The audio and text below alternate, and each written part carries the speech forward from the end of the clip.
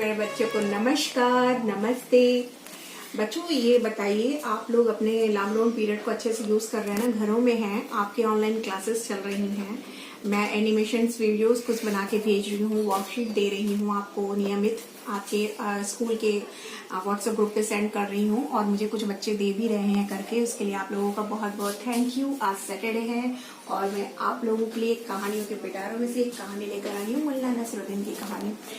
इसकी जो कहानी है बेटा, उसमें है स्मेल एंड साउंड, यानी कि आवाज और सुगंध। मुल्ला नसरुद्दीन की कहानी अब हम सुनते हैं। एक मुल्ला नसरुद्दीन थे, वो जो है यात्रा करके लौट रहे थे, तो वो अपने ऊंट के साथ आ रहे थे। हाँ, वही ऊंट, रेगिस्तान का जहाज। और क्या बोलते हैं, तो वो जब लौट रहे थे तो वो अपने ऊंट को बहुत प्यार करते हैं। तो उसको वो सोचते हैं कि अब ये थक गया है, इसको आराम करने के लिए कहीं रख दूं। तो दुकान देखते हैं, उस दुकान पे तरह तरह के व्यंजन पकवान कहते हैं, और अपने ऊंट को बांधते हैं, उसको खाने पीने के लिए उसको देते हैं, और अपने उस दुकान पे आ जाते हैं। अब दुकान पे बैठ के जो भी पकौड़े या समोसे लेते हैं और खाना शुरू कर देते हैं।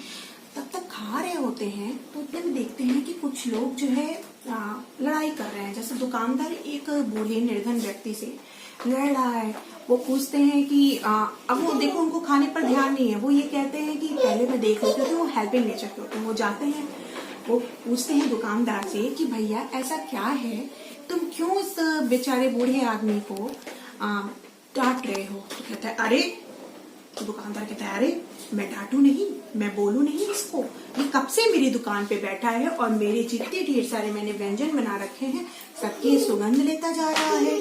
हाँ, तो बोलते क्या है कि तो क्या हुआ, सुगंध ले रहा है?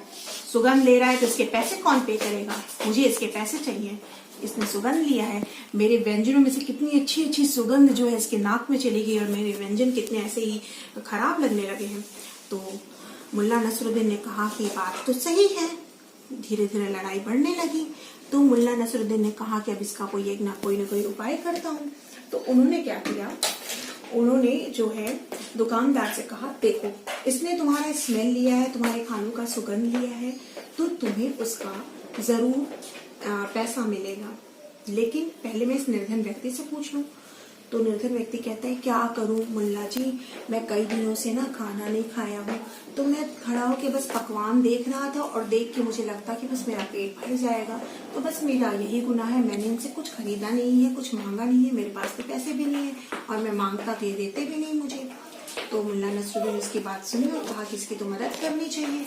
फिर वो कहते क्या है, 2-4 लोग दुकान पे लोगों को इकट्ठा करते हैं, और चूंकि लड़ाई होती है इकट्ठा तो हो ही जाते हैं लोग। इकट्ठा हो गए और बोले कि अब बताइए इसका फैसला किया जाए। तो मुल्ला नसरुद्दीन अपनी पोटली निकालते हैं, उसमें से सिक्के निकालते हैं, वही सिक्के जैसे आप अपने पिगी बैंक या गुल्लक में रखते हो, वो जमा करते हो ना आप लोग, वैसे ही सिक्कों की खनक खन खन खन ऐसे दुकानदार के कान में बजा दिए।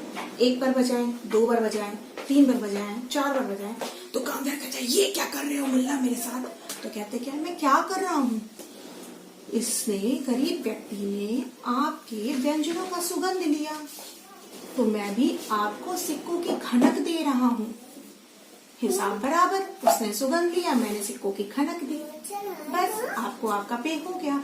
और जितने लोग वहाँ खड़े थे सब लोग हंसने लगे। तो बच्चों देखो, हमें अपनी चतुराई से किसी भी मुसीबत का सामना करना चाहिए। कोई भी दुनिया में कोई भी समस्या ऐसी नहीं होती जिसका हल नहीं निकलता है, सभी का हल होता है। हमें ऐसा कुछ ना कुछ करना चाहिए जैसे कि मुल्ला नसरुद्दीन ने किया। तो आप लोग भी अपने घरों में अच्छी अच्छी कहानियां सुनिए अपने बड़ों से, और मैं तो कहानियां सुनाऊंगी ही, भेजती रहूंगी, उसको भी सुनिएगा।